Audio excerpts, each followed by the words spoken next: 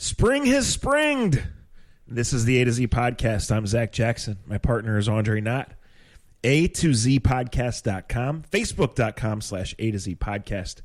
Shouts as always to Scene, to the Honeymoon Grill, to American Fireworks for helping to make this thing happen, to you guys for helping it grow.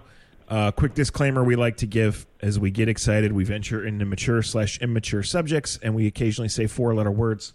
So if that's not for you, if there are kids around, or if you're in a work environment, put on your earbuds or come back and listen at another time. We don't follow a format here. We just kind of wing it. We had been late for a couple of weeks, some due to circumstances out of our control, some not. Anyway, Andre has the day off. I have a few hours free, and we wanted to get back together and just rap. So, my friend, how was your holiday? It was pretty good. It was fine. I'm not home for Easter very often because of the baseball schedule. Hell, I don't usually have as many days off during the baseball season, so it's been odd to get used to it. Saw some family, ate some food, hung out at the house, took a nap because I had a long Saturday, so I got to actually get a good Sunday nap in. Got a couple cocktails, family cocktails in before 2 o'clock in the afternoon, so I took the perfect nap during the day. And then I got to watch some NBA playoff basketball that was not fantastic. So, yeah, no complaints. Yeah. It was weird to watch an Indians home game, too, at home. But. Yeah, it has to be weird. Well, at least you could turn it off after the second inning. So yeah, that made it entertaining because I didn't have to stay up and keep watching it. I was like, I think I'll go do something else. I had a wonderful nap, too, on Easter. Thank you for asking, first of all. It was the greatest. Whole family went to Easter dinner at Panera with the other white people, and then I abstained from cocktails because I planned on overeating, so I didn't want to mix that. But I got a good nap, got caught up on some work. You know, it's still draft season, so it's obviously for me and my real job, it's a lot different covering the draft this year, but it's still a big week in the NFL. As I've written and as I've said, it's still an important week for the Browns. They're not a finished product. The reason I believe John Dorsey is likely to trade up, and we'll see how far up, is that last November, before any of this happened, I mean, he was diving headfirst into this defensive line class, and it's a really good class. And so now some things have happened with Jeffery Simmons, with Montez Sweat, with the Tillery kid, and just with the Browns in general, that says maybe you can get those guys at a lot different place than you thought you could have 2 months ago. So even though the Browns are in a lot different place, I expect them to move, and I expect it to be an important part of this ongoing remake. Dorsey's really good at this. He's proven that. He's really not scared of what people think. He's proven that. And, we'll see. I think there's a scenario here, Dre, where teams go for these quarterbacks, and, some team can't help themselves on the Josh Jacobs kid or one of the receivers, and all of a sudden guys that were ranked 10, 11, 12, 15 in this draft 2 months ago are suddenly available in the late 20s or early 30s for the Browns to go up and get.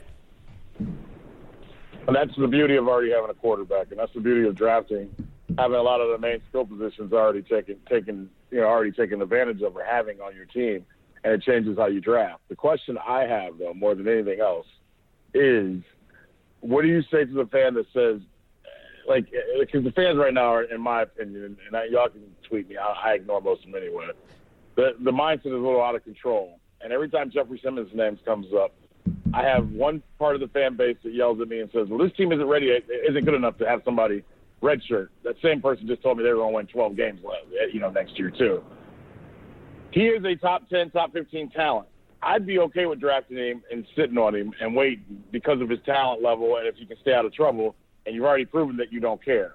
What is your answer to the people that question whether going after him is the right thing for the Browns to do? Well, that's not just the only question, because my question is, regardless of where you stand on Kareem Hunt, and I know it's split. I've read the comments. I see how it goes. I think a valid question is how many guys can we have on our team that have hit women? I don't think that's ridiculous at all, right? And I trust if they do make the pick, or even if they seriously consider the pick, I trust that Dorsey's done the work. I know Jeffery Simmons was in high school. I don't want to. Yeah, I was going to say, what's a high school kid? Let's just get it out there, get it out of the way. I'm not condoning anything. I wasn't there. You've heard our conversations when it comes to domestic violence. We're not for it. But his situation is a little different than Kareem Hunt's, correct? Well, yes and no. I mean, yes, we're talking about young kids. We're talking about guys that made mistakes. But, I mean, he's bouncing a lady's face off the sidewalk, Jay. I get it. It was 4 or 5 years ago, right? Yes. I'm not crazy about it, but at the same time, and we've said this before, don't we treat high school kids a little bit differently than we would treat a college kid? Yes. Or a professional? And in the here and now, he has had no incidents since then. You know, Mississippi State suspended him a whopping 1 game. They stuck with him. And you're right, in the here and now, it's more about the knee, right? Will he be healthy to play in a year? Will he still be a fraction of the player that he was graded to be off of his college tape? Because I think Dorsey has said, you know, if we get sign-off, we're going to go after these guys. And I think as a Browns fan, that's just the reality. I mean, look, John Dorsey's really good at his job. He's been really good to me. He's been good to all of us. I think he's been upfront on the things he's needed to be upfront about. The signing of Kareem Hunt, I didn't think was his finest hour in doing it or in his clumsy explanation of things afterwards. He has this kind of grandfatherly-like charm where he kind of makes you giggle or talks around something when he's not going to say it. And part of his job is to not come out and answer every question. I get that. But at the core of it, he's telling you, he's telling me, he's telling all of us, getting the best football players matters. Getting the best football players is how you win the Super Bowl. And that's the goal. That's what everybody wants, right? So to me, I think I can say fairly, I wonder how many guys you can have on the team that have assaulted a woman. However, John Dorsey can say fairly, if the knee's all right, why wouldn't we want Jeffery Simmons on our team? And it seems like how he looks at the situation. Yeah. And I wasn't even going to go into all that. But you're right. It's a part of the conversation. But at this point in time, and that's why the Jeffery Simmons situation, I just don't feel like ownership can go to Dorsey and question him on that when they've already signed Kareem Hunt. Is that, you know, like, you see what I'm saying? Like, no, you're right. They can't. Like, you've already put yourself out there. That's the assumption is you've signed off on it. Yes, no doubt. Right. So that's why, and I don't want people to think that I'm saying, oh, Jeffery Simmons can do whatever he wants, and because it was high school, it's okay. No, this team has basically already told me that your off-field actions are okay if you didn't kill someone, pretty much. Unfortunately, that's just the truth, people. When John Dorsey's track record has Kareem Hunt now twice, the receiver for the Kansas City Chiefs, some of the other characters he's brought in with the Browns. I hate to say it, Zach, but before I even ask you that Jeffery Simmons question, I just threw out the off-the-field stuff because, to me, that doesn't matter to John Dorsey. I'm not arguing with you at all in that. Yeah. I mean, I think we just said the same thing in different ways, right? Yeah. Right. So I feel bad because I know it came off like I was just like, well, Jeffery Simmons can play. He's top 15 talent. You know, I didn't even bring up that part, and I don't want to belittle it because it shouldn't be belittled. But to me, I don't think that crosses the Browns. I'm sure it does. I know I'm going too far in saying it. But when I hear fans and I bring up that I think Jeffery Simmons is a good chance to be drafted, I have not heard one fan get mad about what he did to that girl when he was in high school. All I hear is the Browns can't afford to have a guy redshirt right now. And I'm thinking, why not if he's that talented? Well, right. And in that regard, I absolutely think you can. Look, going back, this is before the Beckham thing.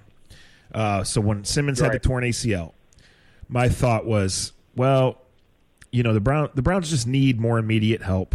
There might move around in the draft. Some things are going to happen, but I don't see them doing this. And then after the Beckham thing, knowing Simmons is likely going to miss all of his rookie year, I suppose there's a chance he could be PUP'd and come back if he was, you know, really on the advanced side of the recovery scale, because 9 months would be October, November in that regard. Then I'm like, it just seems crazy. It doesn't fit. But now that they've done that, now that they've gone and added Morgan Burnett and added Sheldon Richardson and added these guys, I absolutely think they can afford to do that. And I'm not going to be the least bit surprised. I went from thinking my initial gut reaction being this whole idea is so crazy to actually taking a step back and saying this is exactly what John Dorsey has done and could do for this team. Right. That's what I think. Right. I mean, I'm not writing an article on it for tomorrow as we record this on early Monday afternoon.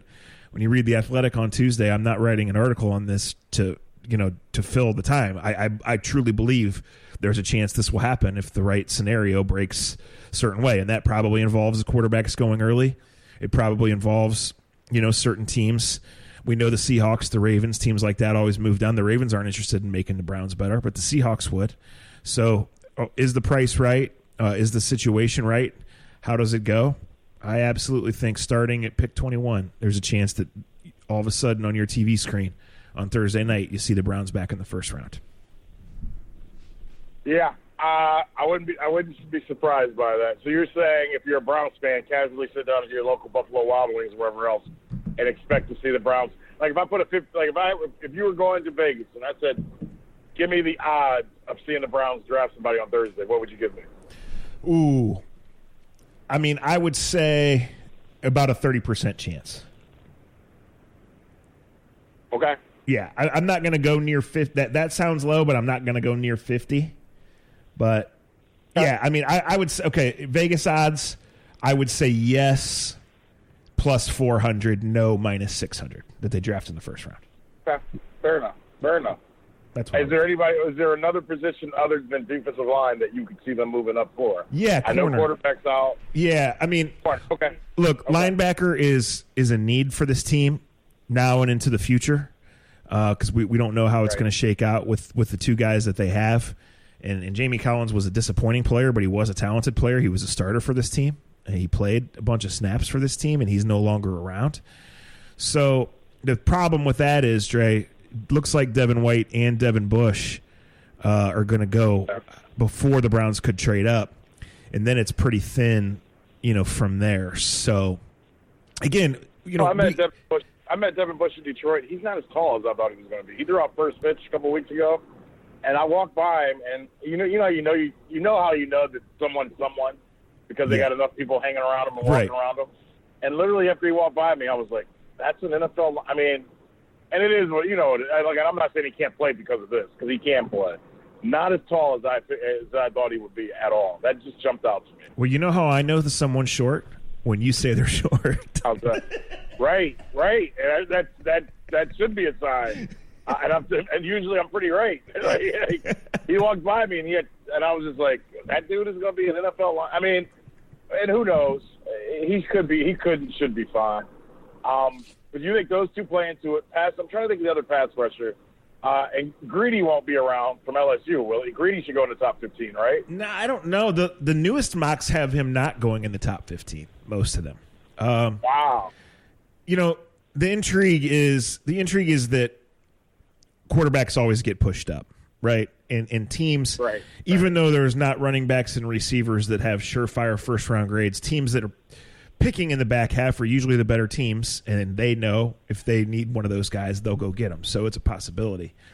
But every team needs pass rushers and corners, right? And maybe not first-round guys, but every team needs more of those. So, yeah, I see the value. The Farrell kid from Clemson, never a top guy, but always considered mid-first round. You see him slipping. This Montez Sweat thing, he apparently has this heart issue. And you see the mixed reports. Yeah. Obviously, his camp trying to get it out there that he's fine. He dropped out of going to the draft because he doesn't want to be that guy sitting in the green room. And, if he's there, you've done the work on him. He was a transfer. He was kicked out of his original school. He's Simmons' teammate, so John Dorsey has done the work on him.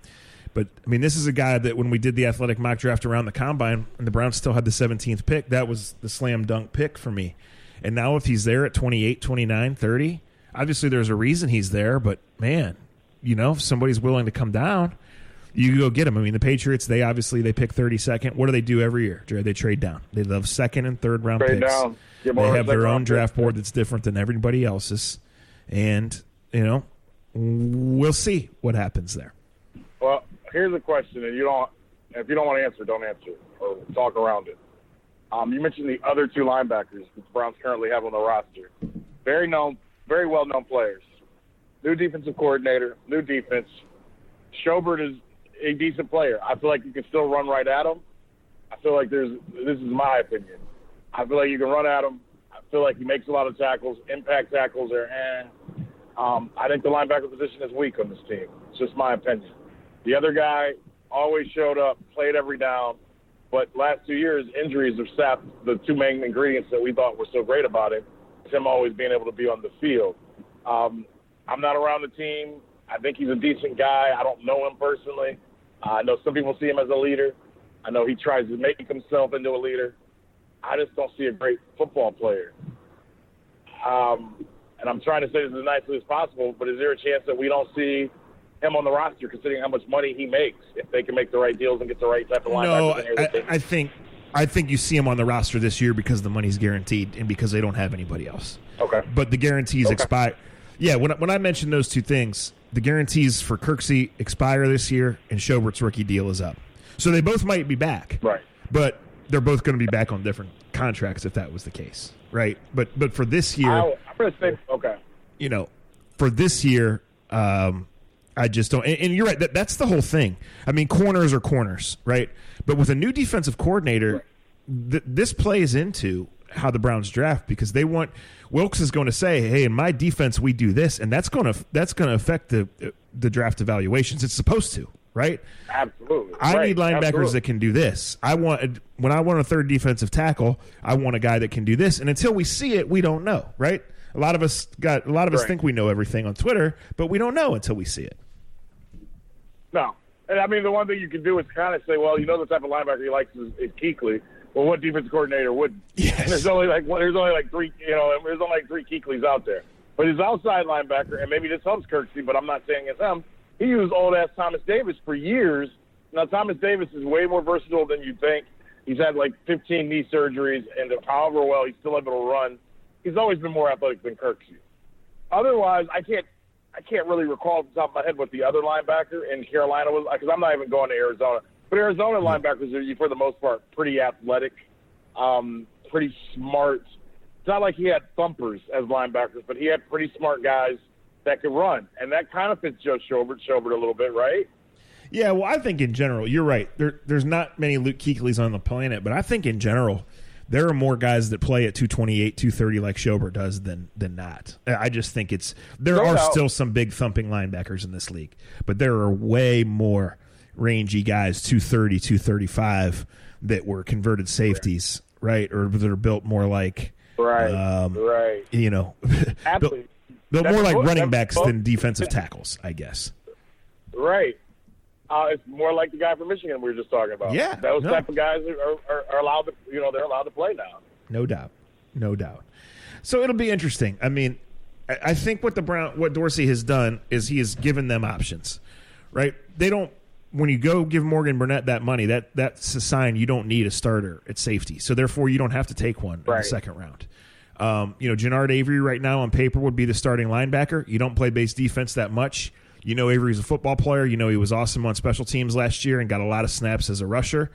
It's a new coordinator, so you don't know that that's his role again, but you would think that would be his role again, and you would want possibly either a more experienced linebacker or a more true linebacker in today's game who's a cover guy to play those snaps, and then Avery does what he did there. On the defensive line, you add Sheldon Richardson and Olivier Vernon, guys that would start for almost any team in the league. The reality is those guys are 28 years old. They were both available for a reason. You need depth. You gave away Agba when you got those guys.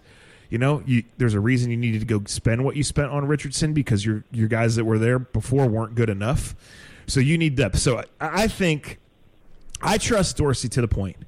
I don't think it'll be at 49, but whether it's coming all the way up into the 20s or just coming up 6 spots or whatever, I think they will get a blue chip or close to it defensive player to start this draft, and then we'll see from there. I think if Dorsey had his way, I think his track record says he doesn't really give a shit about the third round.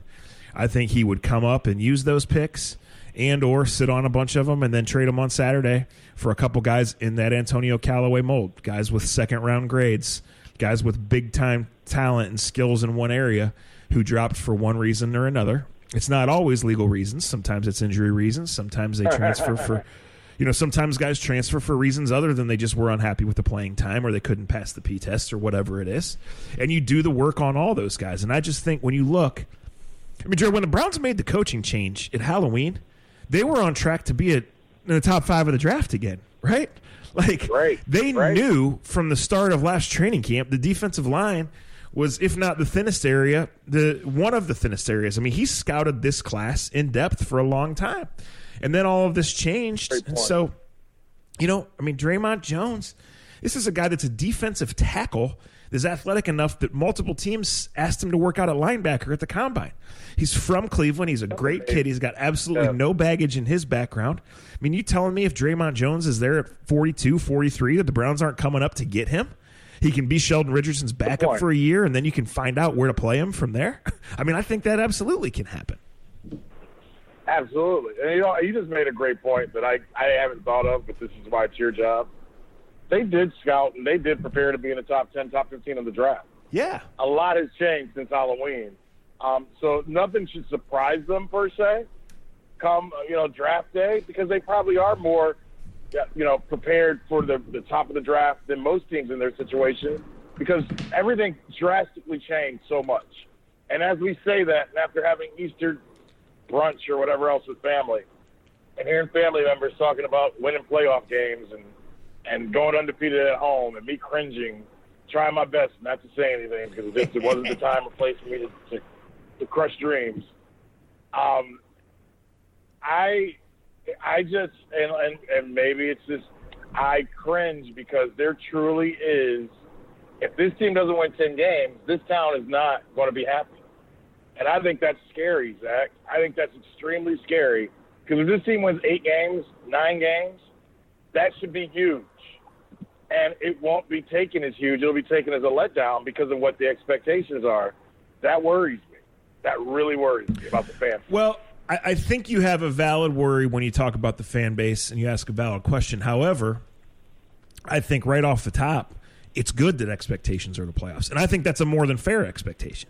I would say to anyone, hit the brakes on talking about multiple playoffs and championships and all this stuff. But I think when you look at this roster, Dre, and you look at how far the Browns have come in a year and how they did play in the back half of that season, I think if they don't make the playoffs, I think the season is a failure. And when is the last time we could say that? We haven't been able to. No, haven't been able to because even the time they made the playoffs, it kind of came out of nowhere. And the time they almost made the playoffs, it really came out of nowhere. They lost the first game of that year 50-6. So Right. But I just think until – and look, and I've always said when they start winning AFC North games, I'll give them a fair run. Yeah. They did that last year. I'm just until a team ends the season over 500 and shows it can do that, I'm not saying playoffs are bust. I understand what you're saying. I think Baltimore and Pittsburgh are going to be tougher than most fans give them credit for. I think all of it's tough. I think the Tennessee game's going to be tough. I just think Tennessee's been more consistent over the last 5 years than the Browns. Do they have holes? Sure. We'll see. And we don't know how injuries are going to be. And that's nor here nor there. We'll see. I understand why you feel that way. I just think being over 500, 9 wins to me, and you can get in the playoffs with 9 wins. You never know. I just think it's going to be difficult, man. I think it's going to be way more difficult than what I hear in the streets, is what I would say. I agree with that 100%, but I absolutely think it's fair to say that this should be a playoff team. I really do. I think it's ridiculous to assume that they're going to win the AFC North. I think it's ridiculous to say that they're the best offense in football until you see it, right? But they got all sorts of things you can check off. And in the first 7 games, they go to Baltimore and to New England. And that's in addition to playing 2 road games on Monday night where you're going to get everybody's best shot with everybody watching, right? Right. So there's a lot. Yes, there is a lot to overcome and to handle, no doubt. And you can very easily be 0-4 in those 4 games you just said, and be a good team. Yes, and that's what it's about. Like that's what I'm trying to say. I don't want people to think I'm hating. They can be a good team, and those 4 road games you just said could all be lost. No doubt. I mean, how do you bounce back? How do you bounce back from that? Yes.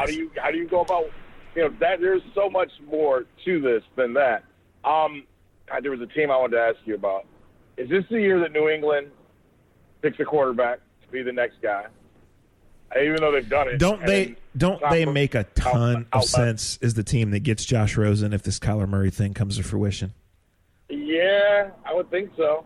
So you still think Kyler Murray's going number 1 to Phoenix? Yeah, I mean, when I hear Chris Mortensen say it, I believe it. And my whole thing is that's why you would hire a Cliff Kingsbury, right? Because you would give him the keys and say, what do you need? We like you for your look and for your innovative offense and all this stuff, right? You took a freaking college coordinator's job, and we came and pried you away from that with an NFL head coach's job after you just went under 500 at your alma mater, scoring 80 points a game as head coach, right? Right. So I think the whole thing would be, what's your vision? What do you need to make this work? And I would think that when you have the number one pick, that you would take Kyler Murray. And as I said all along, I think the right thing to do as soon as it started, whether it was intentional or not, was for them to let it be out there. Let teams negotiate. Let teams think that they're going, kind of put a price on that number one pick and figure things out. I mean, the Cardinals obviously have lots of needs. You don't go by 3-13 by accident. There's guys like Quinnen Williams and Nick Bosa could be absolute stars in this league for a long time. I don't think they could go wrong. I thought a year ago, Dre, I thought in my research and just listening to people that the Rosen baggage stuff was a little bit not overblown. I guess overblown, but not to a huge extent. I thought it was more, put it this way, he was not under consideration by the Browns because of the concussion history more than any of this stuff that he was an asshole or he couldn't work with anyone. They just weren't taking a guy with a number one pick that had 3 concussions, and pretty early in the process they recognized that. It came down to to Baker Mayfield and Sam Darnold and Saquon Barkley, and the Browns look like they made the right pick. We'll see. But, I mean, Rosen is still young. He's had different offensive coordinators. He's been in the spotlight. He's had all of this. The Patriots don't care about draft picks. Tom Brady is 41 years old.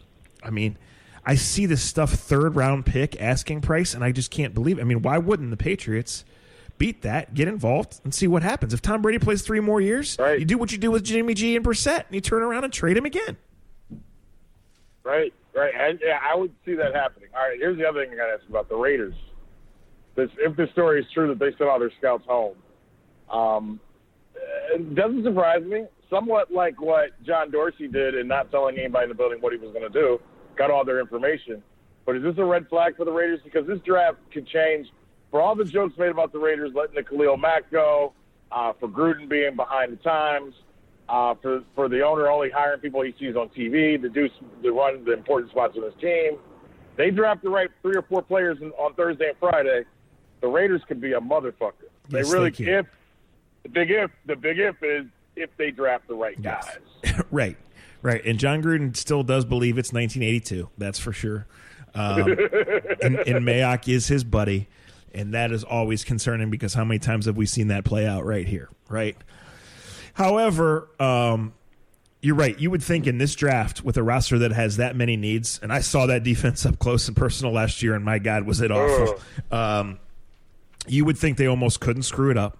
They have the options with those 2 picks in the 20s to bundle them and come back, to trade out of one of them and add another one for later, to really position themselves to kind of be a buzz team.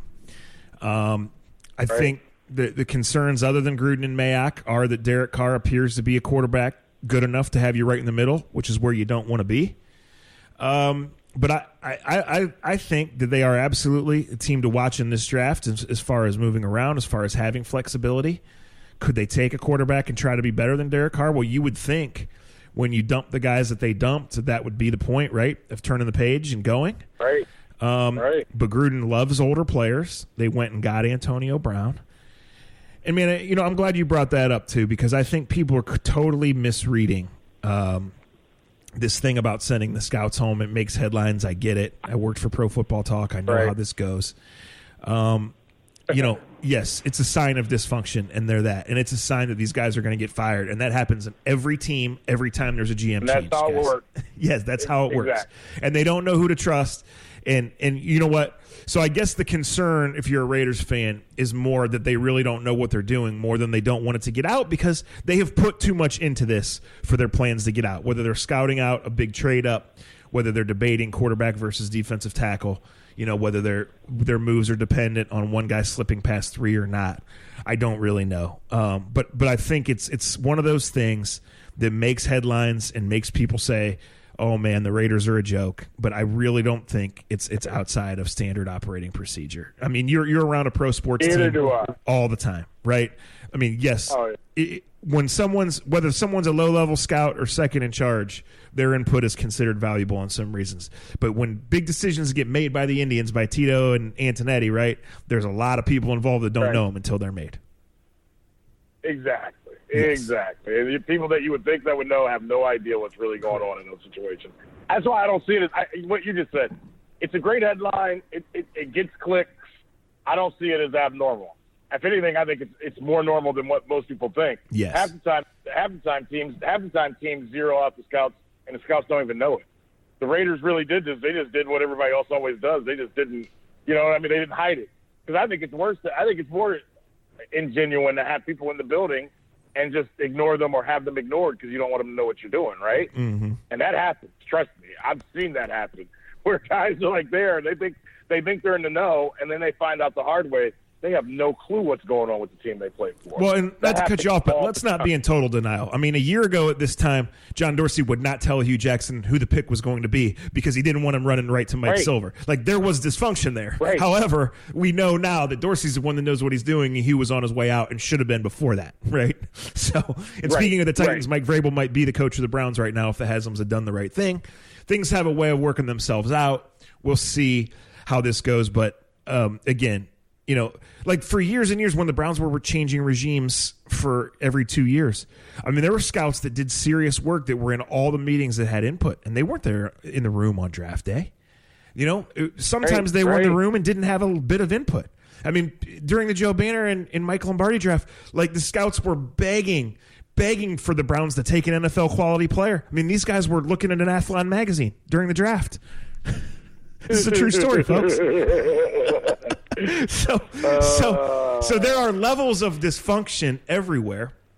You know, in an ideal world, you would trust everybody's input. You would take it and channel it up, but all the guys whose names you know are the ones whose asses are on the line, and they're going to make the decisions. So you would love for everybody to sing Kumbaya and be on the same page and have the healthy discourse to the point that you know how that argument's going to go. But when you don't know who to trust, and in this culture where everything immediately gets texted to Ian Rappaport and the others, I don't think that the Raiders are doing anything out of the ordinary. It's just something that made a splash. Right. Yeah. I totally agree with that. The Josh Jacobs story, to me, is tremendous. I mean, ESPN has done a good job of just talking about, you know, his dad had been living in a suburban truck for a little while. I love his footwork. I know running back is still top. We go back and forth on how high is too high for running backs. I know he barely started at Alabama. Obviously, the Browns aren't in need of a running back, but I am curious of how his story will play out. And I'm curious if the Kansas City Chiefs go out and get a high-quality running back early. And it's like, all right, you want to be a Browns fan and you want to believe that it's our time, then you better start looking at what Kansas City does, New England does, and the other teams that are going to be the great teams in the AFC, right? I'd pay attention to the Kansas City Chiefs over the weekend coming up, because them losing Kareem Hunt changed their season, and they still almost went to the Super Bowl. Right. And they still have a young quarterback that's just as talented, if not more talented, than your quarterback. They still got some receivers that are scary, but their offense can't be everything that it needs to be without a special running back. I'm not saying Jacobs is that guy, but it's a team I'm paying attention to this weekend. Well, you know, and the Chiefs are linked to the Seahawks as far as trading their first for Frank Clark, you know, which makes a lot of sense if the Chiefs want to take that on. They already have the Tyreek Hill thing looming. We'll see what happens there. You know, them and the Browns are going to – the other thing, too, Dre, they use the exact same scouting system, right? So opinions are going to vary. But as they go, if those two teams are after the same player or after the same position group, and we both know they have defensive needs, right? Like, they're going to know where it goes, and there's going to be a little bit of gamesmanship.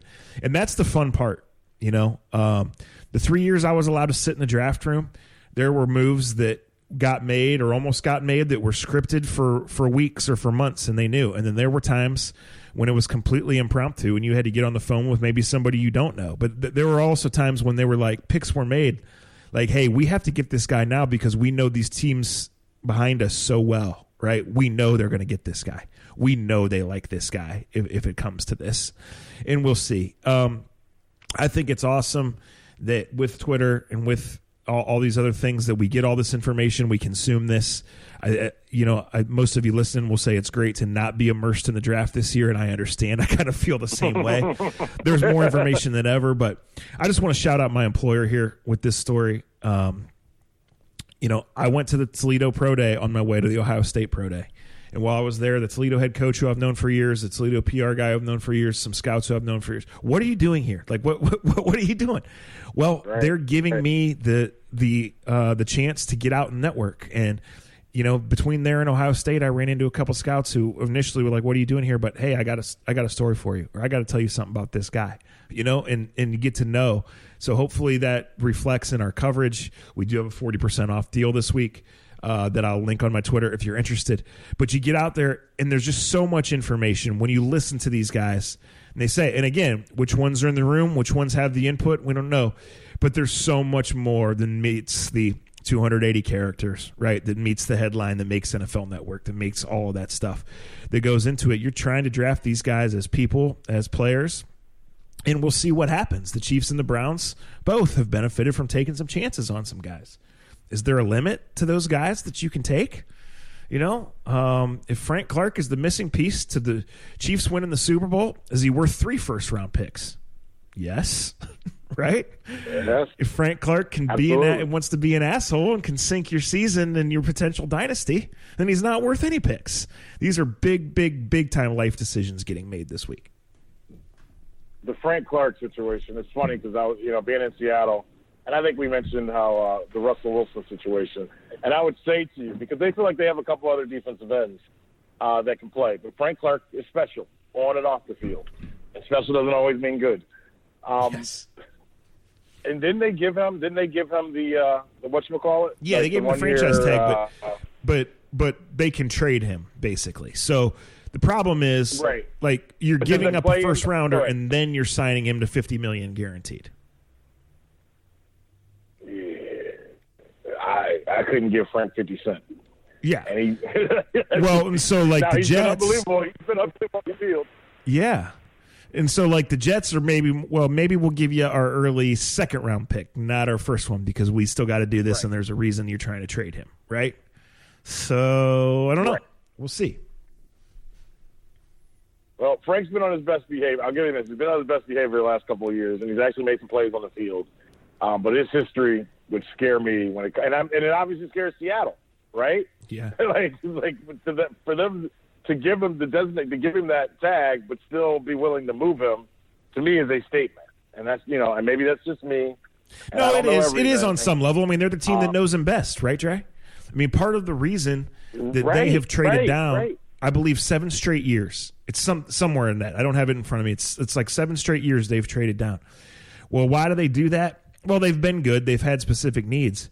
But also they have not been afraid to go after that Frank Clark type of guy who should get drafted much higher but has that issue, right? So we move down, we move around, we get to where we're more comfortable, where the risk, at least on paper, is less, and then we go after them. And sometimes they hit, sometimes they don't. I mean, they took that Malik McDowell, who never played a down for him, right? Was a renowned shithead. Right. Now, maybe not on Frank Clark's level in terms of what crime. And, again, it comes down to your culture and what you permit, you promote, and all of that stuff. But it really also comes down to go back to the very top of this podcast, which I guess now has been our NFL draft podcast. We didn't really come in with a plan of that. Is the talent trumps all. And especially when you see your window opening or your window is open, you do what you have to go get that guy, to keep you there. And, you live with the consequences one way or the other. Yeah. All right. It's Dingus Day. I got a meeting that people will know about at a different time, but I got to go into the coverage that you guys will put out there. What should people be looking forward to this draft week? And we'll talk again probably before the draft or the day after the first round. Yes. So I am going to do a Browns 7-round mock draft, right? And I know it's only 6 right now. but I'm going to do it in 2 versions. I'm going to do a Jeffery Simmons version because I do believe that's real to some level, and I'm going to do a non-Jeffery Simmons version. I got one thing in the works that I'm not going to talk about on the podcast right now, A, because there's a chance it's really good, and B, because there's still a small chance it doesn't happen. But I've been collecting just some tidbits from talking to people, guessing on some things, hearing some things that I'm going to put together, and then I'm going to do a live Q&A on Thursday at noon as people kind of get in draft mode. But really, Dre, Thursday night, I'll be glued to the TV like everyone else and not really knowing. And I think even if they decide this week that we're willing to go to X number to get Sweat, to get Simmons, to get a corner, you don't know until it actually happens. You can lay the groundwork on those deals, and the good ones do, right? But until you get to at least 15, you have no idea what team at 20 is thinking, right? Even if they've called you before and said, because they don't know who's going to be there. Every board is different. Every priority is different. The good teams are prepared for plan A, for plan B, and plan C. And, the NFL has obviously done a masterful job of creating its own season and making this great reality TV. But I think that's what it is because, and again, this goes to my own experience, you truly don't know until it gets to the pick in front of you, really. And, it kind of goes from there. So the 3 days of it is a little overkill. I mean, as I was thinking yesterday, when the draft week finally being here, 4 months of it is a lot overkill. But this is the NFL system. It works. And I don't know where you'll be Thursday night, but I know if you're not in front of a TV, you'll be on the Twitter machine because you're a football nerd like the rest of us. Exactly. Hey, Davo just came up out of nowhere about this tackle.